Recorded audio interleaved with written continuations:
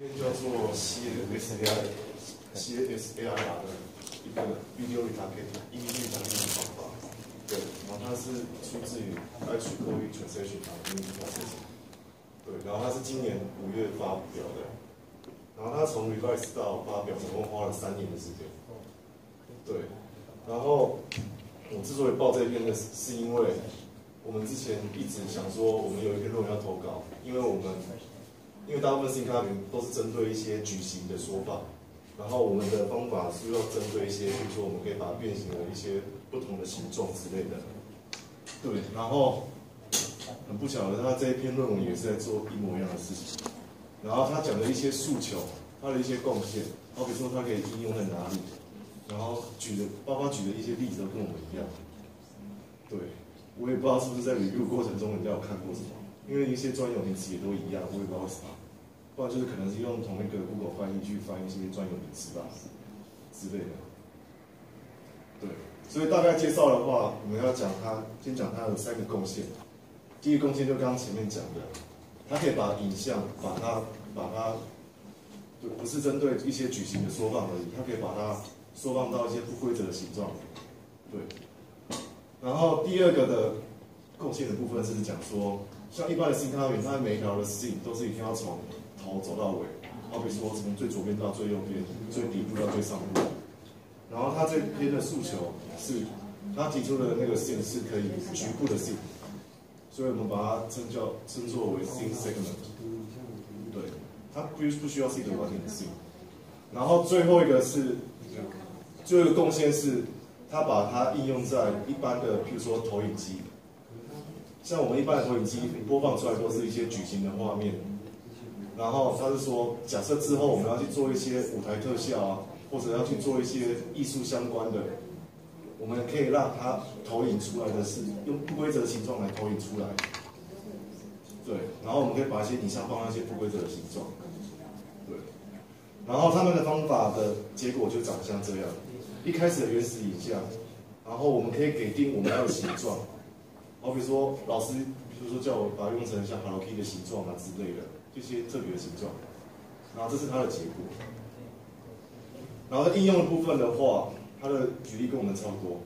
它可以用在一些硬币上，也可以用在一些点数的贴纸上。因为一般的演出贴纸，我们只能用跨回的技术把一些影像把它塞进去而已。对，然后它没办法保留所有影像的资讯。然后他还提到说，可以用在譬如说一些新式的 poster 啊，然后或者是一些杂志、e-card。或者是一些相簿上面，然后直接讲这部演算法，它的这边提出了演算法3个步骤。它第一个步骤的话，我直接用这张图啊，它这张流程图也跟我们的很像。对，它的一开始我们的输入就是一张原始的影像，然后还有一个框架，就是我们要去把它说成是怎样的形状。一开始是输入是给定的。然后接下来我们去计算它的那个 scene， 去计算它的左右的 scene 跟它上下的 scene，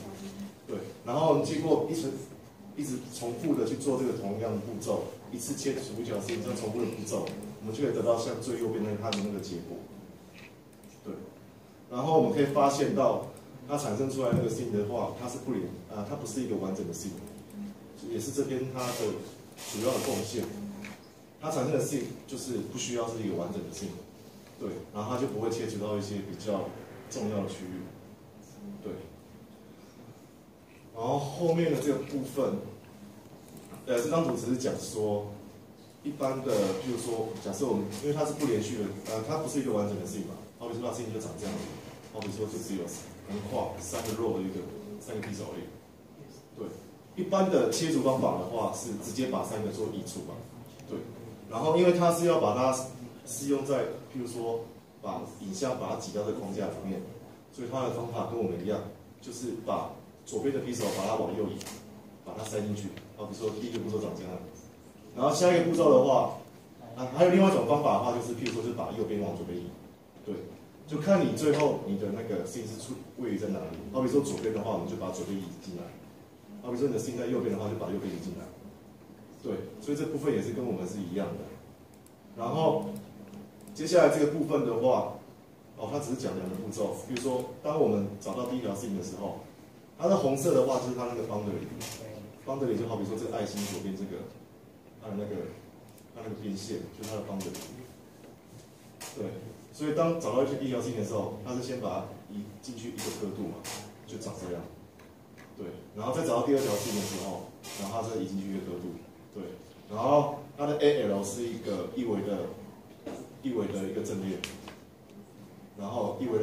它就是目前它是目的是用来就是记录，比如说现在第2页嘛，它表示说我们在 boundary 里面还有1个 pixel 没有移进去，好比说在这边的话，它还有2个 pixel 没有移进去，对，所以当这个一维阵列它最后产生的值是全部都是0的话，就表示说它全部都进去了，对，它只是介绍一下要怎么判断它已经做完这样子，对，然后这张图。它也只是解释，比如说，我们可以把影像把它分成，比如说很多区块，对，好比说你这是一个 boundary R， 中间是一个，就是我们要的那个框架是长得像这个白色这块形状，然后它是讲说有一些区域是只能去针对horizontal 的 scene， 就是可以做平行切除而已，然后有些地方只能做垂直切除，然后有些地方是两边都是可以适用的，然后以这个为例好了。像这个地方，它跟下面跟上面没有连接，它就是没办法做任何的 syntatic。然后像这边的话，它跟上面跟左边都有连接，所以它的话，它就是可以用，它这边是用上面连接的话，像它就可以用，像比如说，上面下面都有连接，所以它是 syn 跟那个，它是这个，它2个都可以用。像1的话，它就只能用1个，好比说这个就只能用 horizontal syn。像这个的话，它应该还有一个区域是只能用，譬如说 vertical syn 的部分，就看你的那个区域的它接的边界是哪里。对，好比说这边的话，它只能用 vertical， 然后好比说，像这个的话只用horizontal。对，然后这是它的产生的结果图。第一张的话是假设我们不用syntactic的方法，我们一般直接去把框架。把它做 crop， 它是长出像这样的结果，对。然后它这个结果的话，很明显，它外面的框架外面的主体都被切掉了，对。然后它这第2列的话是讲说，第2行的话是讲说，假设我们只去计算horizontal syn的话，它的结果是长像这样，对。使用它的 syn segment 的方法产生的结果是像这样，我们可以发现到一些桥，那些都有一些扭曲嘛。就长出来比较像鱼眼的效果，然后像第3张图的话，它是使用 vertical 的话，长出来像鱼眼效果，然后有一些重要区域都没办法保留，然后他就声称说，他是讲说，如果2个都有用的话，可以长出像这样的结果，对，然后我们的论文，譬如说我们之后论文要修改的话，我们可能会针对它这个结果去探讨嘛，对，因为我们是觉得啦。它的这样子其实跟这个结果是差不多的嘛，对，所以我们是会讲说，比如说它这个是，好比说我们会用我们的结果主体比较大，就跟它比较，然后后面直接讲方法，我讲快一点，方法的话就是一个框架，对，假设我们预设框架是一个五角形，我们把它变成五角形，然后每一条线它是不连续的嘛，然后每条线就有它的定义。好比说最上面那个叫做 start 的 point， 然后最后一个叫做 end point， 对，然后这只是定义而已，所以我们只要知道 ST 跟 ED， 然后它计算每一条线的定义，它主要是从 cost function 来的，然后它 cost function 主要是由2个组成，一个叫做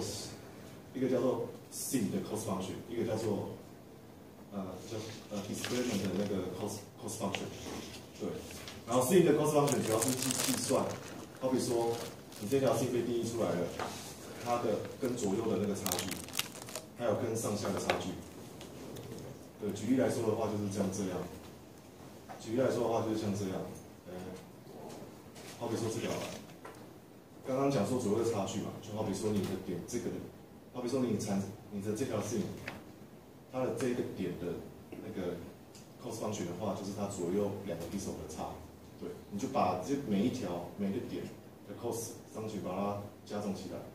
就是这个 syn segment 的那个 cost function， 对。所以它就是要去找你所有图中里面最小的那个 cost function 的可能，把它当做那个 sin signal。对，然后刚刚是讲左右嘛，然后现在是讲上下。它的上下的话，比如说这个点，它的计算方式的话，就是由它左边、右边跟它下面那个比手去做比较，一样，每个点都去计算，然后去累加，可以算出一个 cost function。然后另外一个的话另外一部分的话就是刚刚讲的它的cost function 的第二个部分，它主要是去计算说，因为一般之前的sin定义要从头切到尾的意思是说，因为你从头切到尾的话，你就不用考虑到它的sin的上面跟它下面在切除后之后它们的不连续。因为通常，因为我们之前也做过实验，你直接去切除的话，它会产生不连续的状况，因为你不可能，比如说上面都一直往左移，然后下面的内容还是在右边的内容。之类的，对，然后它的方法就是像这样，它的方法就是像这样，对，就像这个，它的这个 cost function 是由两个东西组成，一个叫 C1，一个叫 C2。C1 是用来去计算它最上面这个点，它与最左边的这些 pixel 的那些差值。举例来说，就是像这样，好比说这个点，它的差值就是它的目前的点跟它右上角那个点去算差值，然后一样把这全部的左边的 pixel 全部累加起来，就算出一个总差值。对，